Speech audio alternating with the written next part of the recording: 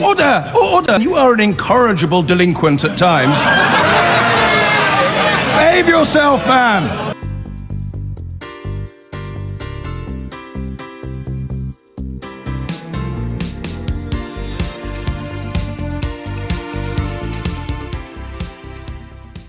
And a big welcome to you, whether you're watching on TV, on iPlayer, whether you're listening on radio, and of course, to our audience here. And to our panel tonight, the Conservative Environment Secretary, Elizabeth Truss, Labour's new shadow chancellor who ran Jeremy Corbyn's leadership campaign, John McDonnell. He was First Minister of Scotland, leader of the SNP, now returned to Westminster as an MP, Alex Salmond, the Daily Telegraph columnist and leader writer Tim Stanley, and the broadcaster and writer Sandy Toxford.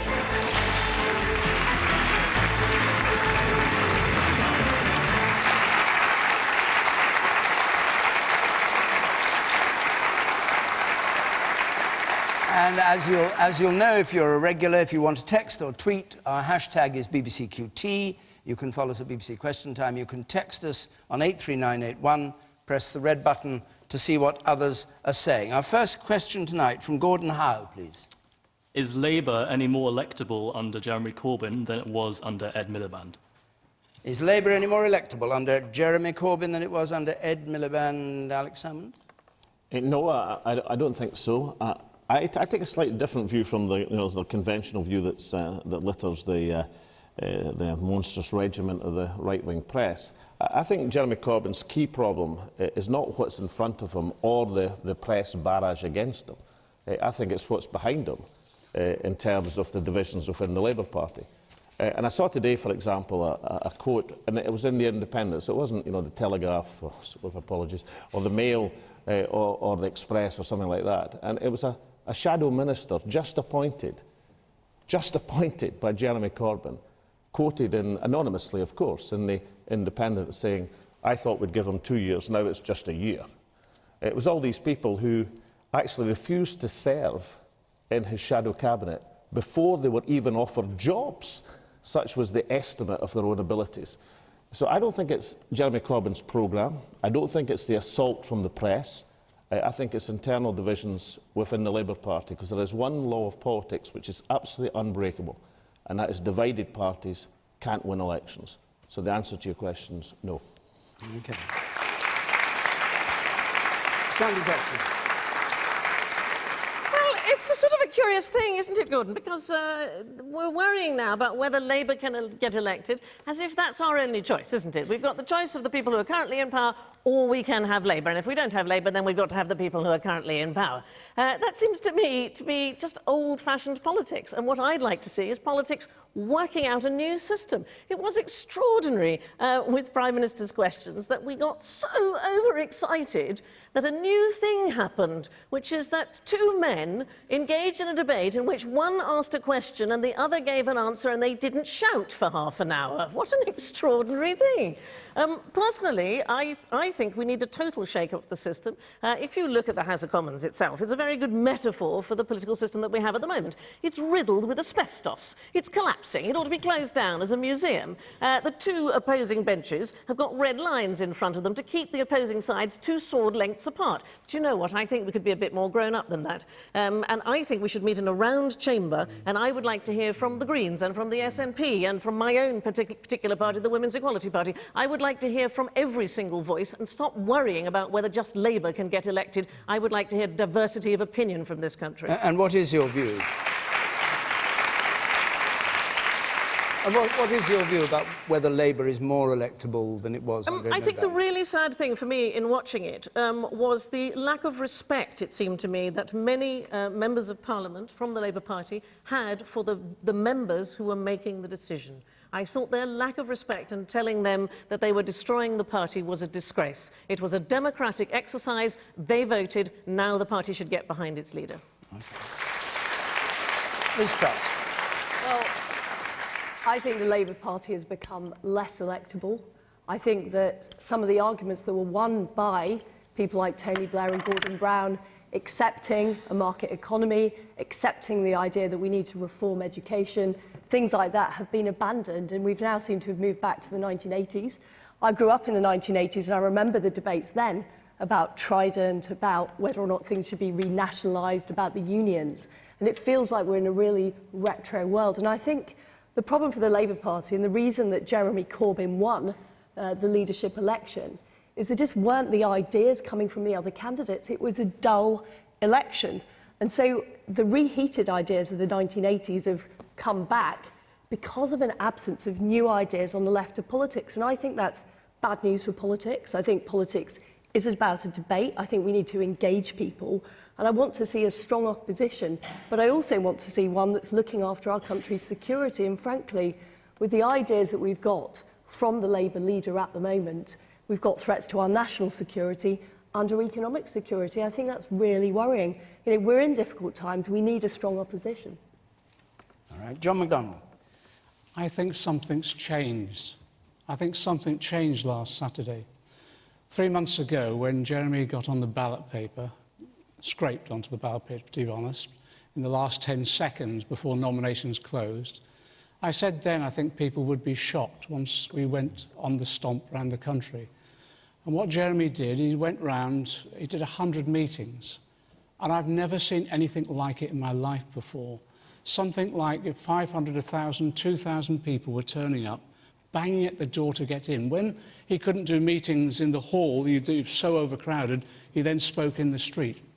And what was interesting is that there was lots of young people there. This generation was supposed to be apolitical. There's lots of young people there, but also lots of other people from different generations, lots of people getting back into political activity again. And I think what they wanted was a different type of politics. And what they got from Jeremy is, well, what you get is what you see. We've had enough, really, of plastic politicians and spin and triangulation. I think what Jeremy presented was a set of ideas, an alternative to austerity, very clearly set out, and he enthused people. We had voting in this election 550,000 people. Since Jeremy was elected on Saturday, we've just recruited another 50,000 members of the Labour Party. Something's changed. It's a new politics. And I'm hoping that we can maintain that momentum. Now, that's come as a shock to a large number of MPs. And I think not just Labour MPs, I think Conservatives and others. I think it's come as a shock to them. And they can't really come to terms with it yet. But I think they're going to have to very, very rapidly. Because people are fed up with the old politics. They're fed up with the manipulation. They're fed up with the spin. They just want someone to get up, behave responsibly, but also to just tell the truth and as it is.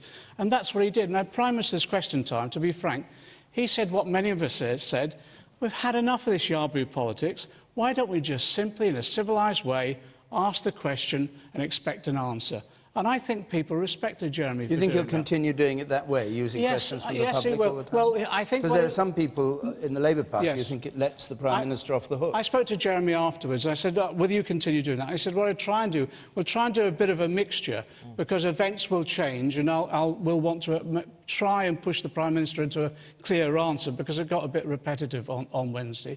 But I think there's a different kind of politics. And it is, I tell you, this word is not often used in politics. It's a kinder form of politics, where you respect the other person's point of view and you try and win the argument. But how low is the benchmark that just not shouting in Parliament is a new way of doing politics? Sandy, I fully accept that. But I think we have sunk to a low in recent decades, where literally you cannot believe a word some politicians say. And what's happened now is people have said, we want to change. And Jeremy Corbyn offered that change. And I think you'll be surprised. I think people will react to that in the same way Labour Party members joined and participated in their mass numbers. I think the general population will react in the same way. Are you going to change? Because you said of George Osborne, who is now your opposite number in the House of Commons, that he made you so angry you began to, I quote, feel physical towards him. No, he did, I'm afraid. He makes you feel... How are you going to restrain yourself? Jeremy's teaching how to be a nicer person. But I have to say, yes, I do get angry. Sometimes when I hear what's said, particularly when it's very rich people talking down to people who are struggling to make a living, quite honestly. So I can get angry, and there's justifiable anger, but how you express that is in civilised debate, truthfully talking the things that you believe in, and then in that way you hope to gain the support, and I think we will. Let's hear from someone here.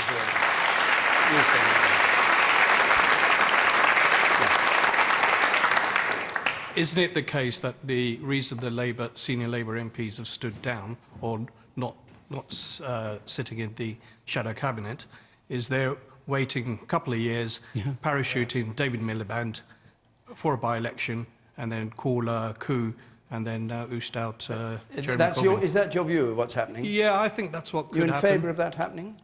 I think the government then will be more held to account with a stronger opposition. So you're waiting to see this lot see what fail happens. and then somebody else Well, you need to give Jeremy Corbyn, or Team Corbyn, at least a couple of years to see what happens. But how depressing is that we would just go back to politics as usual, Well, and then we'll just parachute in a brother? Democratic view. Tim Stanley. Tim Stanley. Everything that John McDonnell has just said, I actually agree with about the need for a new style of politics. But people don't just vote on style, they also vote on substance. And I'm sorry, John, you're a nice guy, Jeremy's a nice guy, but you're too extreme for this country. And people will not vote for you. Just define extreme, can you? When it comes to economics, when it comes to foreign policy, you're outside the mainstream of what people agree. Can I respond to take that? Okay, but let me just explain. Here's what happened in the leadership election. 3 Blairites ran against an agent of change, and the Labour Party, understandably, exhausted by Blairism, exhausted by spin and by Iraq, rejected them, and instead went with a guy who offered them honesty, principle, and old-fashioned socialism. And I deeply respect those principles. The problem is that by doing that, the Labour Party went against electoral logic. Because what happened at the last election? Well, every poll shows us that people overwhelmingly voted Conservative and not Labour because they thought Labour was too left-wing. So to then elect a guy who is even more left-wing than someone who was called Red Ed, I think is probably a bit of a mistake. Now, by doing that, can I just say, this is an important point, I'm not saying this because I'm cheering this on. On the contrary, the Labour Party has produced great progress and change in this country. Minimum wage, legalisation of gay relationships, the Open University. There are weak and vulnerable people out there who need a strong Labour Party. But it can only fight for them, and it can only stand up for them if it is electable and it reaches out to the political centre. I'll come to both of them then. I just want to hear from some more members of the audience. The man over there in the pink shirt, you, sir. Given the number of clandestine telephone calls to Tim Farron, are we to see the demise of the Labour Party and the resurgence of Tory Liberal Democrat two-party politics? Do you believe in the clandestine calls to the Liberal Democrats, or do you think the Liberal Democrats are making it up? I've got no reason to disbelieve Tim Farron on that. All right, OK. I just think, as a fellow Tim, even though I love the fact that a Tim has gotten so far in politics, you'd be a fool to jump from Labour to the Lib Dems right now. That is going from the frying pan and into the fire. OK, you, sir, in the spectacles there, and then I'll come to you, lady there. Yes, Mr McDonnell has pointed out that the new Labour Party, under Jeremy Corbyn himself and others, will be a kinder and fairer party in this country. Was it very kind and very fair to say that you wanted, you would like Mr McDonnell to come back and assassinate Margaret Thatcher? I tell you, I don't find that very kind. No, it wasn't. It was an appalling joke. It's ended my career in stand-up. Let's put it that way. And I apologise for it as well. It was an off-the-cuff remark. Curiously enough, at any questions, but there you are. Can I just say this in response? What Jeremy went around the country saying, I can't see how it can be depicted as extreme. He went around the country and said that we've got a housing crisis in this country, which is actually worse now than maybe than the 1930s. And the solution is stop selling council houses and start building them again. He also said in areas like this, rents are so high that people literally can't afford them, so people are moving out. So he said, why can't we go back to the fair rents that we used to have? And that's effective. And that's the same around Europe. We had lots of students turn up at our meetings who were explaining their concerns about the debt they were in. And he said, well, why don't we actually scrap tuition fees and try and lift that debt? Became extremely popular. But extremism is in the eye of the beholder. It is. No, it's not just because Mr. McDonnell, I made the point, so let me finish it. No, hold on a second. Alex Salmond. That's why it's my turn, Tim, to say that I find the Daily Telegraph extreme. I find... Really? Yes, I do. You think our cricket coverage goes too far? No, actually, the cricket coverage is a saving grace. It's everything else I find extreme. Now, look, let me put it this way, Tim. The Scottish National Party this year won an election by a landslide in Scotland, and at the core of that election campaign was an anti-austerity ticket. Now, I don't agree with everything that John or Jeremy Corbyn puts forward, but that essential message... Where do you disagree with them? Well, I disagree with a number of the foreign policy statements. I disagree with a number of the associations. I disagree that you should ever give any impression that you condone violence in a political system where you have a ballot box. I disagree with these things. But at its core, an anti-austerity message is not extreme. What is extreme, in my opinion, Tim, is those like your newspaper who give people no hope whatsoever and believe that the established order should always run this country, because, believe me, they've made one almighty mess of it. Can I answer that? Because that was directed... Hold on. This is a programme... No, the lady behind you. Yes. I'd just like to say that Jeremy Corbyn, I feel, has engaged people from all different backgrounds with politics, and that's a real big achievement. The fact that he isn't mainstream is a very important point. That's exactly the point, that he isn't mainstream. And also we have to remember that there's still 5 years till the election, and that's a long time in politics. So a lot could change, and I'm sure that he will be changing a lot of things in that time. He would check the views of the Democrats. And you said in the check check, thank you. You said in the check check there. Yes. Mr. Salmond, why do you assume that you've done so well electorally in Scotland because of your left-wing economic ticket? Didn't you do just as well because you were regarded by the Scottish people as a Scottish patriot and somebody who would always put Scottish interests first? Yeah. And what I want in a politician is a British patriot. I love this country, every bit of it, its institutions. I regard us as having given more to the world than having taken from it. Its culture, its institutions, its heritage. Who are you arguing for in this case? I couldn't even begin... Jeremy Corbyn, or...? No, I couldn't even begin, like many other patriotic people in this country, to vote for Mr McDonnell, an IRA terrorist sympathiser, or for Mr Corbyn, who would never... they would never put the interests of Britain before other interests that they hold more dear to themselves. All right. Well, I think we should let him answer that point before we go on. The remark you're obviously referring to has been much quoted. It's about time, Mr McDonnell said, we started honouring those people involved in the armed struggle. It was bombs and bullets and sacrifice made by the likes of Bobby Sands brought Britain to the negotiating table. The peace we have now is due to the action of the IRA. That's the quote. It goes on about ensuring that we're condemning violence as well. But let me just explain that, because I think it needs explaining. In the 80s and 90s, we thought that the bombs and the bullets would continue on forever. We lost 3,000 people. I met many of their families on both sides. And in 2003, we were trying to impress upon all sides that we should sign the peace process, the Good Friday Agreement. And at one point in time, it looked as though we were going to lose the peace process. And one of the issues was that there was a potential for the Republican movement to split. And there were many that were arguing that they would continue what they described as the armed struggle. And I went out and argued for the peace process. And I made this speech to a group of Republicans because one of the problems that we had is if there was a feeling that they were defeated or humiliated, and this was on both sides, they would not stand down. So I made this speech and I urged them to put their weapons away and to participate in the peace process, and it was a difficult time. I think my choice of words were wrong. I accept that. What should you not have said of the words you spoke? I should not have said the issue about the honouring. I actually said afterwards that there's no cause that justifies the loss of life in this way. I said that. Yes, I did. And what I tried to do for both sides is to give them a way out with some form of dignity, otherwise they wouldn't lay their arms down. But more importantly... And can I just say this? Can I just say this?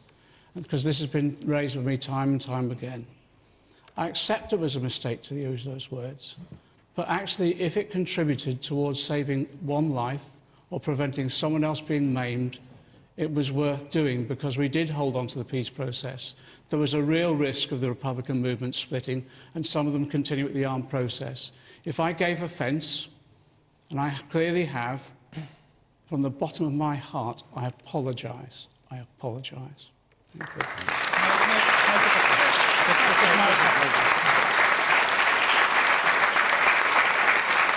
I don't want to stick on this point too long. Very briefly, both of you. I have to say, on this programme, I can count on the fingers of one hand the times I've heard a politician apologise. So I would commend you for that, John. And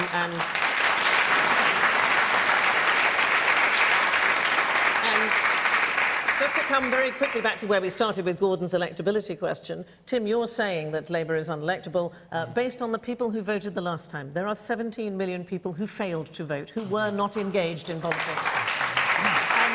We have no idea how they would vote. What we do know is that new people were engaged with the Labour Party leadership, and we have just started in the last 6 months, the Women's Equality Party. We already, in 6 months, we have thousands of members. We have 63 branches established across the country, and it is a new and engaged electorate. And I can't tell you how many women and men, we have hundreds of male members, who have said to me, I've never wanted to participate in politics before, but I see that time is right for a change. And I tell you, when those 17 million people who failed to engage last time vote, you do not know how the country will move. Tim, That's very true. Tim, that's very true. Liz, it's your turn. You've been very silent listening to this. What do you make of what you've heard? And let's go back to the question of whether the word extremism was used in terms of the policies, whether you see the economic policies, perhaps you'll talk about them, as extreme, or making Labour unelectable. Well, as I've already said, I do think... Don't say as I've already said, because then I don't have to go to your talk. Sorry. You've already said it. You might as well not say anything. Don't upset David, ever. I do think the new Labour Party are more unelectable. I think there were a series of arguments that were had over a number of decades in Britain about economic policy, about moving on from having a very, very high tax system. You know, in the 1970s, we had union strife, we had high taxes. It was an economic disaster. But hang on, you've heard Alex Salmond and John McDonnell both saying an end to austerity would be popular. That involves but it hasn't worked printing more money. David. That involves higher taxation. It hasn't worked anywhere in the world. If you look at the countries that are economically successful now, it's those that have low taxes, that promote private investment. We've seen the creation of 2 million jobs since 2010 because of the policies we enacted. We've got more people in work, a record level of employment. And those policies and those outcomes for families are put at huge risk by a party who simply hasn't seen what's happened over the past 30 years. We need to compete with the rest of the world, apart from the foreign policies. The idea that we should withdraw from NATO, the idea we should disband the army, which has been proposed by the Labour leadership, is a serious security risk. It absolutely has been proposed by the new leader let's clarify of the that. Labour Is Party. withdrawal from NATO... No, it isn't. Jeremy Corbyn's position? No, it isn't, and neither is disbanding the army. We went round the country with a set of very concrete anti-austerity policies that excited hundreds of thousands of people. And all we said is that, look, if I'm the Chancellor of the Exchequer, we will eradicate the deficit, full stop. But we won't eradicate it by cutting tax credits to families who are working hard. What we will do is we'll eradicate it by making sure the corporations and the rich pay their taxes. It's as simple as that. We will make this country prosperous again by investing in our infrastructure, in housing and in skills. We'll put people back to work. The 2 million jobs that have just been mentioned, 800,000 of them are on 0-hours contracts. Our wages now are less than they were before the economic crisis. We have 1 million families. We have 1 million families dependent on food banks in this country. In a civilised country, people begging for food is unacceptable. I just want to say that we've heard... the fact is, John has been in Parliament since 1983. He's expressed a whole series... 92, actually. 92. Well, he's expressed a whole series of opinions over the years, as has the leader of the Labour Party. They say they're honest politicians. They've advocated things like disbanding the army, abandoning Trident. Yes, the leader of the Labour Party has advocated that. And suddenly, due to a tour of the country for 30 days, these policies are all being changed. OK, let's just... I'll come to you, Alex. Hold on a second. I just want to clarify... Alex, hold on a second. I'm the one that wants to abandon Trident. I want to clarify one... No, Alex, hold on a second. I just want to get the NATO question clear, because she said you want to leave NATO. No, what is the position that is not the case. You want to stay in NATO? Yes, we have not advocated withdrawal from NATO. I was just going to say that Elizabeth a few seconds ago said printing money has never worked. That is what the Tory Liberal government have been doing for the last 4 years. It's called quantitative easing. They've printed hundreds of billions of pounds. If an argument is that instead of quantitative easing to help the financial sector, which is basically what's happened, you should quantitative ease to put it into capital investment and real infrastructure. That may or may not be a good argument. I think it's a great argument. It's certainly not an extreme argument. It's a perfectly valid, reasonable point of view that should be given an audience in this country. All right. Hold on, Tim. Now, I want to hear from more members of our audience. You will have your say. The gentleman there on the right. You, sir. Yes. Yeah. I think it's just scaremongering that Jeremy Corbyn won't be any good. I think it's just scaremongering the people, really. I think you get what you see. Give him a chance. Give him a chance. All right. And you in the blue shirt there. Yes. I think, John, I disagree with you a lot, because I think the British public are going to see that if you tax the corporations and the rich people, whether you like it or not, they bring a lot of wealth, they bring jobs, businesses bring jobs. They're not going to want to come to the UK if they're being taxed too much, and then you'll lose jobs and unemployment will go up.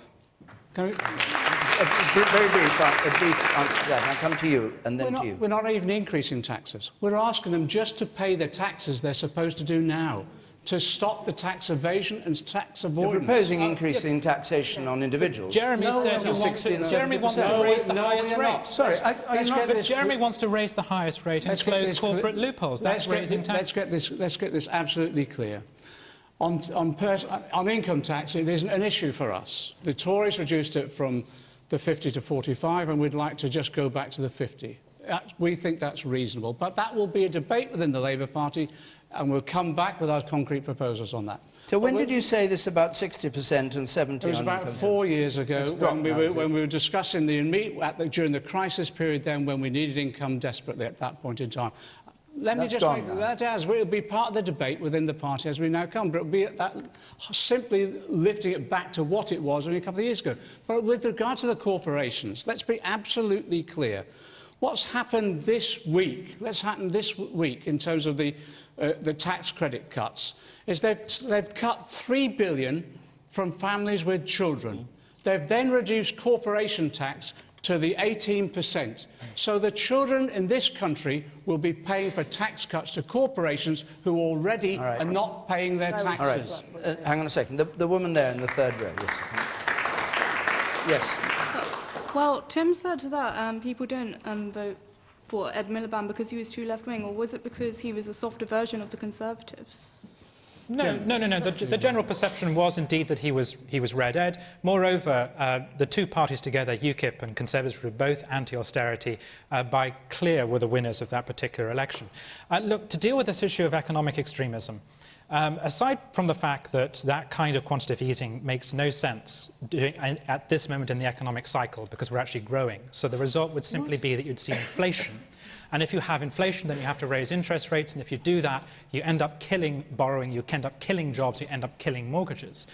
Mr. McDonnell is on record as saying that he is engaged in, quote, the overthrow of capitalism. This is a different kind of Labour Party to the one that we had before. It always used to be said that Labour was a broad church. What we actually see now within it is a war of religions. There is a tradition within Labour which is Blairite, which is essentially fundamentally liberal when it comes to economics and low regulation and small state. There is a new tradition which has supplanted that, which is for a big state. But I really have to come back to this IRA point. Again, you've given a very good explanation.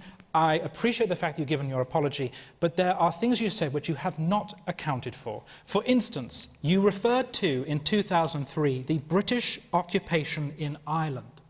There was no British occupation in Ireland. Northern Ireland was part of the United Kingdom, and we could no more occupy it than we could Surrey. So I'd like you to explain that remark. All right, I don't want to go down every bit of this is very important. This is very important. You said in 2003 that bombs and bullets were crucial to the peace process and to forcing the British to negotiate. Now, I don't care what you thought then. Do you still think that political violence was necessary to resolve the conflict in Northern Ireland? I reject political violence. I reject political violence. Straight after 2003, when we secured the peace process, I set up in Parliament an all-party group on conflict prevention and conflict resolution.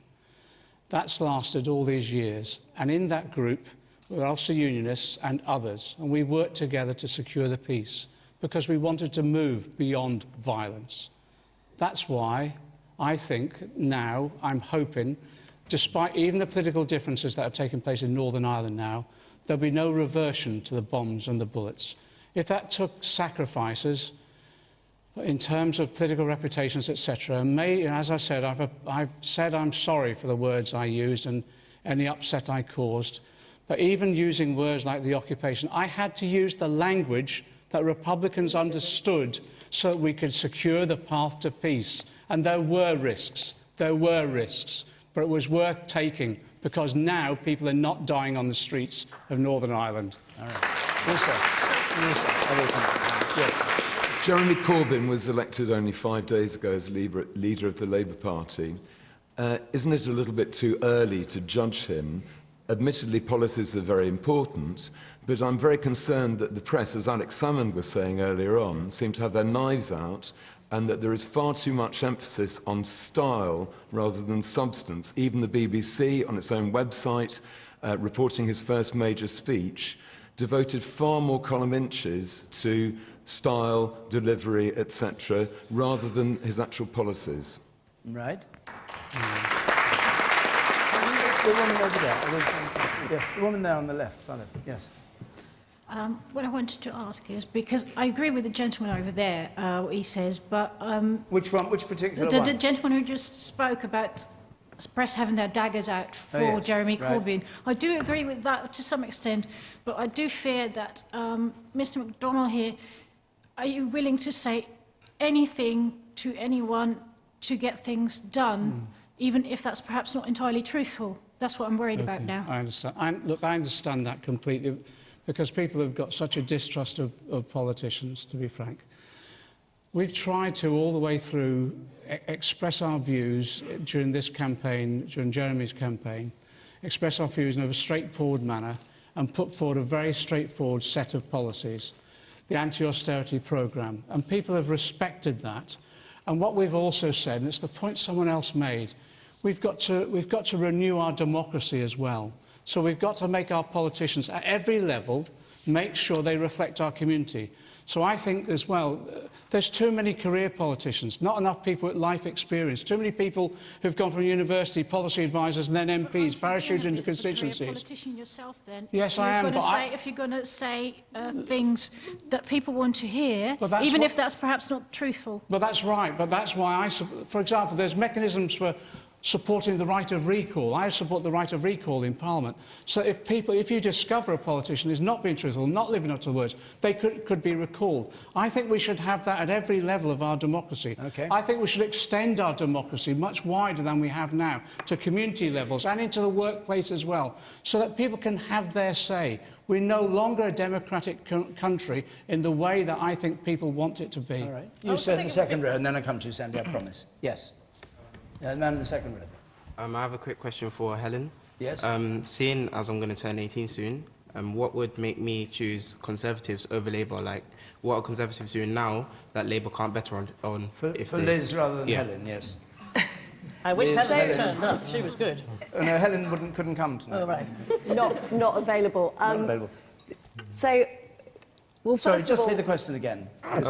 So first of all, what would make the Tories electable? You mean? Yeah, like Why would you choose? Yeah, Why why, would you should I choose you lot instead? Why should, when I vote, when I'm eligible to vote, why should I choose Conservatives over Labour? Because I think we are the party of opportunity. We're bringing more university places, more apprenticeships, more ways of getting on in life for people. We created 2 million apprenticeships over the last Parliament.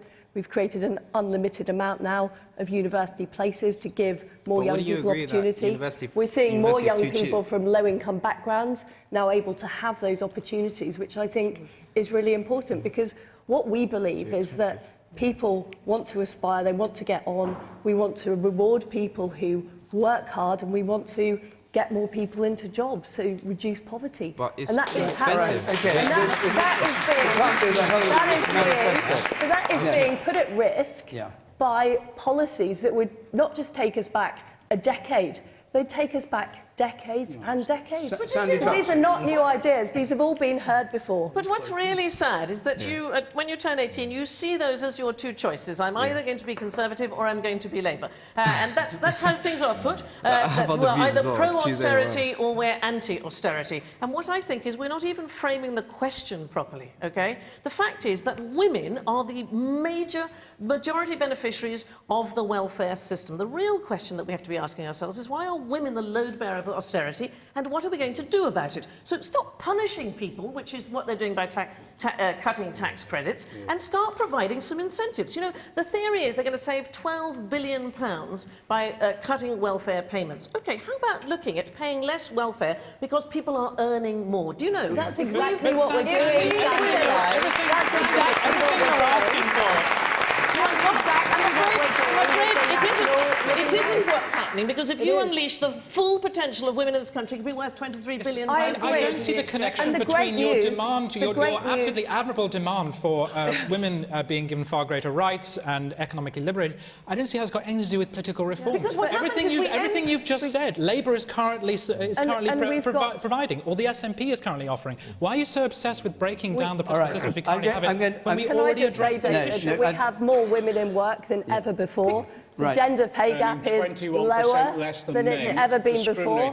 We're introducing a national living wage to make sure people are paid fairly. Why is there? You say the gender and we've pay gap, also got women in the top positions in our cabinet, unlike the Labour Party. We have 16 women. Whoa, just a minute. Well, no, we have 16 women and 15 men, a They're not majority Southern for the first. We've spent over half the programme now on this. Now, there are other questions which our audience wanted to ask, which I want to go to. If at the end we come back to a bit more of the current Westminster state of play, we can. The conversational politics. Yes, I know. We lost it. It disappeared. We lost it a bit. Yes, it's gone. Just before I take another question, we're going to be in Cambridge next week for question time. We're going to be in Cardiff the week after that. And how to apply is on the screen. I'll say it all again at the end. I'd like to take a question from Dimple Hirani, please. Should Britain take in more refugees? Very straightforward question. Should Britain take in more refugees? Liz Truss, you start on this. Well, what we see happening across the world, particularly in the Middle East and the Mediterranean, is a very, very tragic situation, and it is heartrending to see those people wanting to come into Europe, abandoning their own countries because of the evil acts of ISIL, of the Syrian dictator. And, you know, it's extremely heartrending for all of us. But I think what we've got to understand is that we need to help people close to their own country. The vast majority of Syrians that have left Syria, 11 million, are actually located very close to Syria. And what we're doing as a country is we're helping them close to home. We're investing £1 billion, which is the largest aid budget of any country in Europe, in Syria, providing children, women, men with the basics they need, the essentials, the water, the education. And that is really important. Why is that better than allowing them to come to Britain? Well, we have said that we will allow 20,000 to come to Britain, but we want to identify those people in Syria who are least able to make the journey, because it is the fitter people with better resources that are making the journey. It's a perilous journey, and actually we've got a real problem with people traffickers taking money from people and essentially giving them a very perilous journey. The question is whether Britain should take more refugees. I think the Prime Minister has said 20,000 over the next 5 years. Is that right, or should we consider more? I think that's the right level, because I think our approach has to be dealing with the issue at source, working to secure a peaceful situation in the Middle East, particularly in Syria, because that has to be the long-term solution. We've got vast numbers of people who are seeking to leave the country. We need to help with the international community, and I think it's a responsibility not just of Europe, but of the US and other countries across the world to really find that solution. But the solution is not to say, let's create a magnet in Europe that then makes more people take that perilous journey. All right. Exactly. Alexander. Well, I think, yes, we should take more. I don't think it's an either-or. I don't think you either take people from the camps or take people who've got to Europe. I think you can and should do both. There are 3 million refugees from Syria alone, 6 million displaced people. To argue that 4,000 a year for the next 5 years is a significant contribution, and the only thing that this country can make, is entirely wrong in my view. I think we should agree to take a proportionate share of those refugees who've made it to the European Union.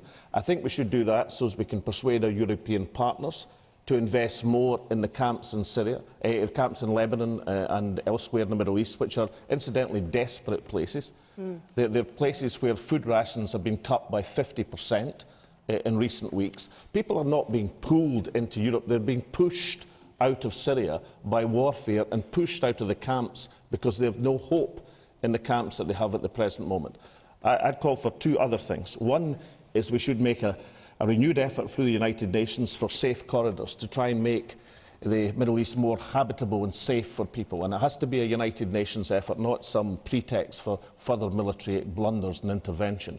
And secondly, I just appeal to stop looking at this just as a problem. Of course, it's a huge human exodus, but can we just remember that Marx, out of Marks and Spencer's, was a refugee. Exactly. Mo Farah was a refugee. Freddie Mercury was a refugee who came to this country, all made huge contributions. Jesus Christ was a refugee from Palestine to Egypt. These people are not just a problem, they are a potential opportunity for the countries which give them a safe haven.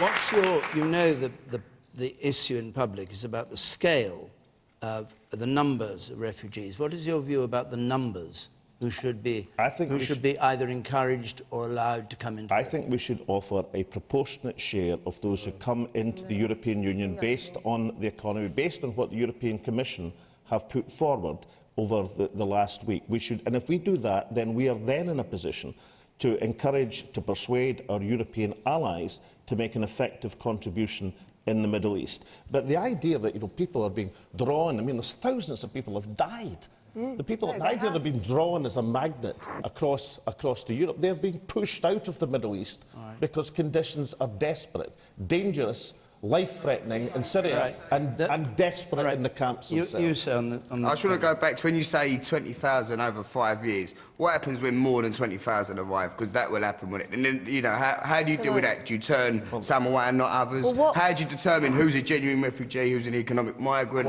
How was this in place? Can I answer that question? Because what we are saying is that we're not taking the people who've arrived in Europe, who are the most fittest and the most able to travel.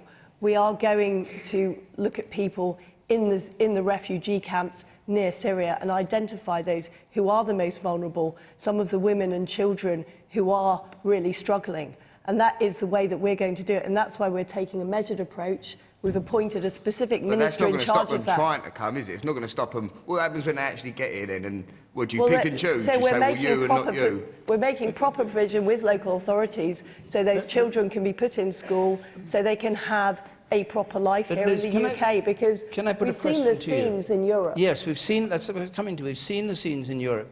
Britain has the advantage that it's surrounded by water. Most of the EU countries aren't, and you've seen the thousands and thousands and thousands. Is your view that we should ignore them because we just take the 20,000? Well, the Royal Navy, HMS Richmond, is in the Mediterranean, actually saving people's lives. No, I'm not talking about that. I'm talking about the numbers. Well, we are doing that. We are participating. That are in Hungary, the numbers going into Germany, which are vastly above the 20,000. Those are 3%. David, of the total 11 million refugees. It's 3% that are on the border of Europe, and we care about all of those refugees, all of whom are struggling. So we think it's the right approach to take the most vulnerable from the camps and also be the biggest donor of aid in Europe, helping people directly in those camps near their homeland. We think that's the right approach. Sandy Toxford. The thing is, as you keep talking about numbers and having a measured approach, I don't feel measured about it at all. I can't. I think it's some of the most harrowing scenes I have ever seen in my whole life. When the Hungarian Prime Minister says we want to close the door into Christian Europe, it's the least Christian thing I have ever heard anybody say. And I look at these people, and these are poets and electricians and doctors and dentists. They're you and me. Yes. They're all of us, except that we have a different life. And here's where I don't understand politics at all. Genuinely, I'm not a politician. This is the biggest refugee crisis since World War II. And in the great Prime Minister's questions that we've been talking about in this half hour, nobody raised the question of the refugees, but there was time to talk about the relocation of a tiger to the Isle of Wight Zoo. And I'm baffled with that. I know Theresa May made a statement afterwards, but there was a moment there to question the Prime Minister. Now, I have been on television and on the radio so on for the last 35 years. I'm very lucky. Lots of people know me, and I travel around the country. I am telling you that the British people are a kinder, nicer nation than our tabloid press would ever have us believe, and I believe we can open our arms and welcome people to this country who need us. Tim Stanley.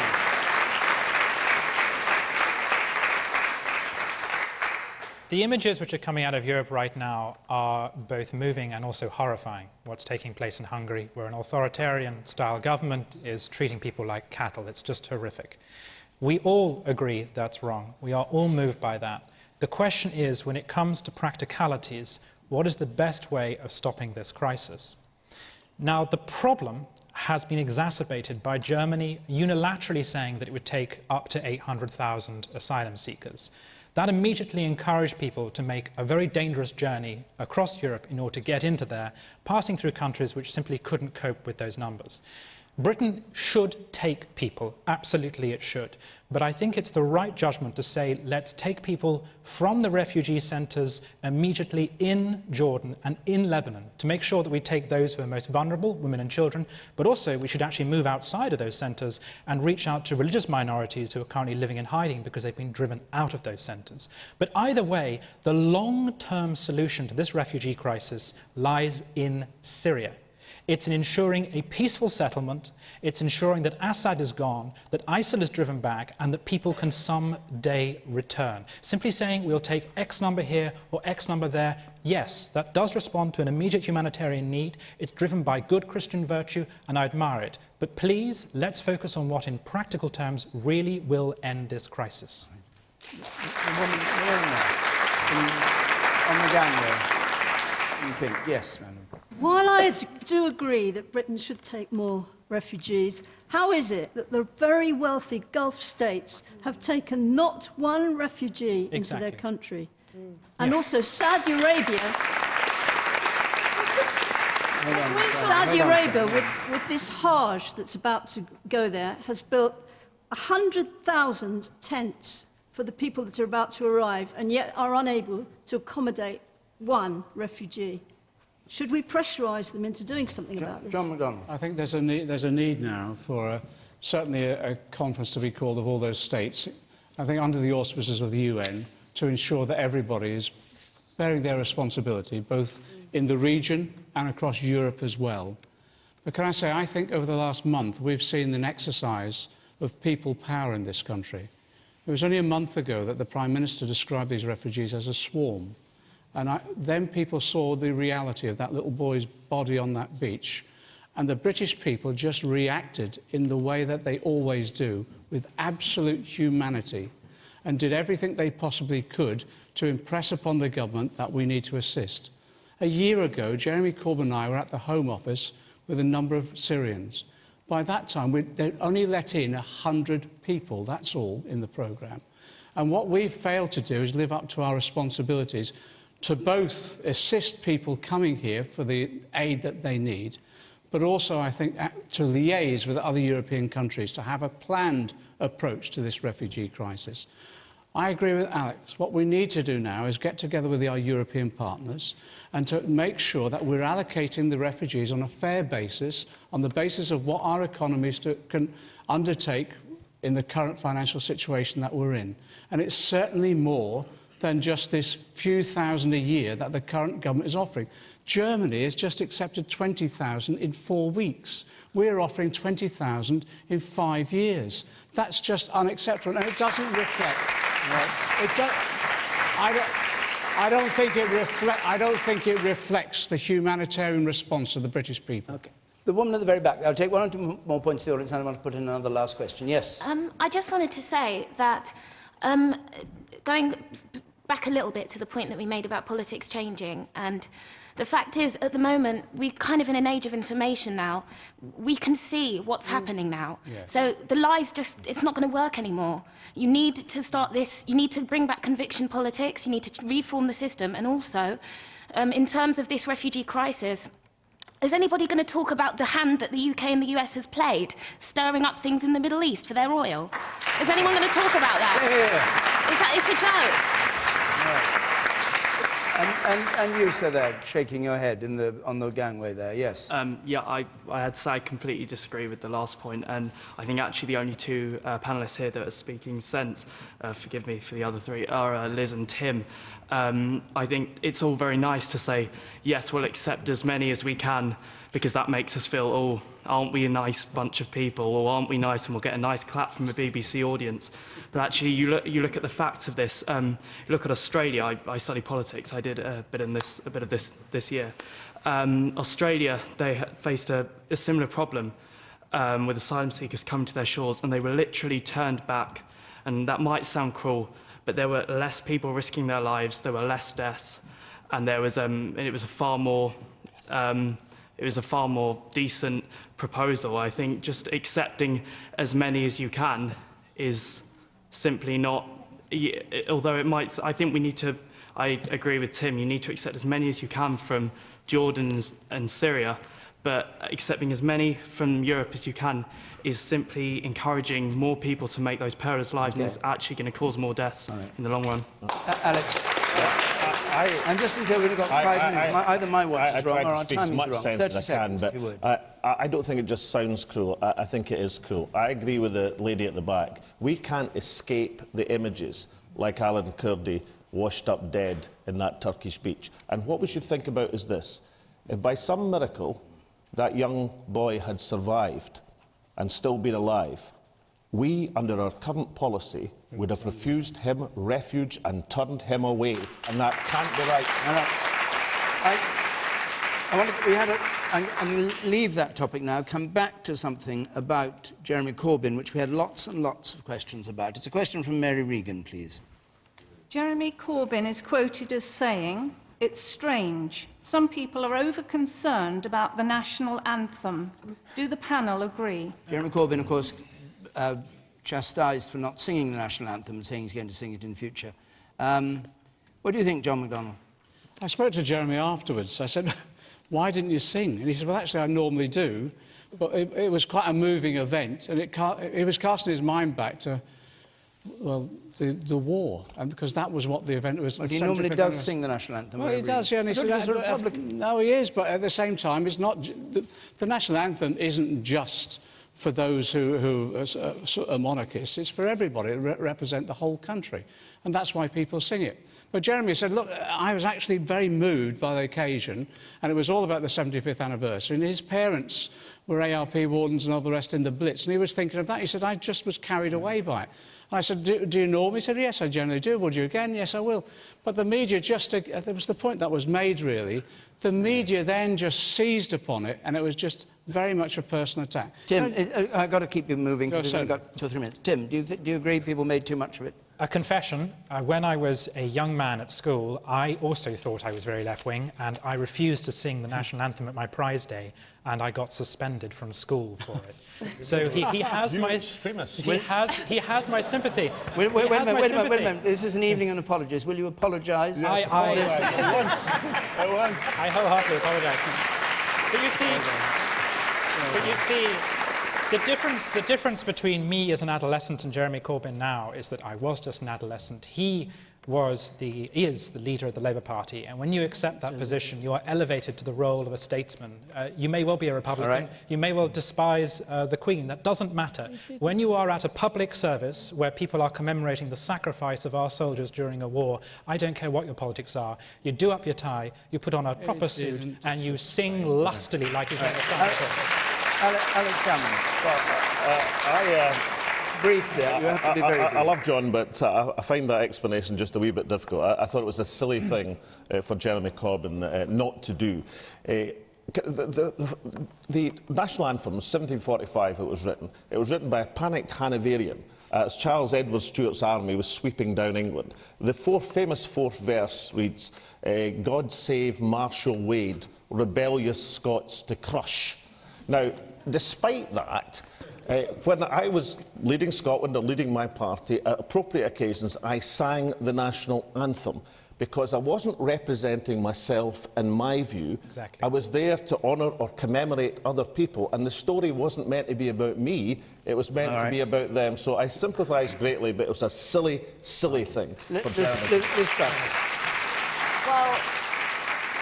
I too find the story a bit hard to believe, and Jeremy Corbyn is the leader of the opposition. That carries with it responsibilities like attending services like that and respecting those who have given their lives for our country. And I think you're consoled by the fact he says he's now going to sing into the future. Being a politician is living in public. We all have to deal with appearing at events, being on TV, and that does require carrying yourself in a particular way and respecting the people around you. And I think he did respect the people. He needs to be thinking about that. Okay. He was distracted. Well, I slightly agree with Alex's version of the history. It was written by Thomas Hine in 1745. In fact, he was doing a show at Drury Lane and he was looking for a big finish. So it was kind of it was like a showbiz tune that's really taken off. Maybe it could have come from a different show. That would have been quite exciting. It's really sung by custom and not because we all sat down and agreed it. I think, given the current obesity crisis, our new national anthem ought to be "Food, Glorious Food." But I can support that. So you know, it's an old tradition. Maybe it's time we all sat down and wrote a new tune that we all agreed on. All right.